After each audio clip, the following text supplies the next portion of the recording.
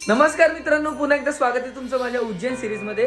So guys, रात्री आपण ओंकारेश्वरवरनं उज्जैनला finally पोहोचलोय आणि आता मी चाललोय महाकालाचं दर्शन घ्यायला. बट जर आपल्याला महाकालाचं दर्शन घ्यायचं आहे तर आपल्याला पहिले परमिशन घ्यायला लागेल कालभैरवाची. सो मी कालभैरव बाबाचा दर्शन घ्यायला जाणार आहे, त्याच्यानंतर महाकालेश्वरला जाणार आहे.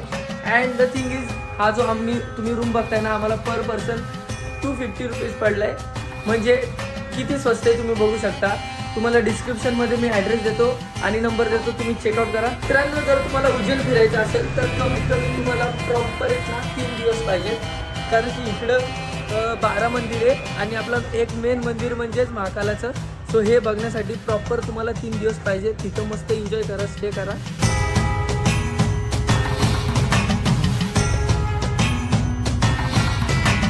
मित्रांनो, फायनली आम्ही पोहोचलोय.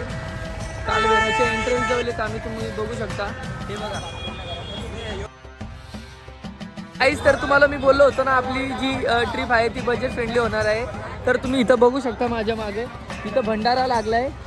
तर तुमचा एक टायमाची जेवणाची सोय होऊन जाईल इथं मंदिराच्या बाहेर.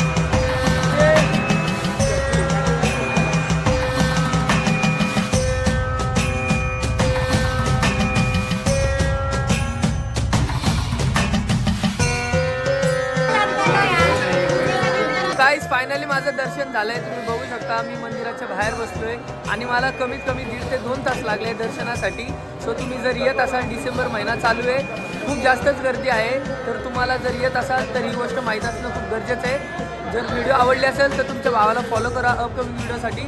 भेटूयात न्यू व्हिडिओमध्ये. Love you all. जय श्री महाकाल.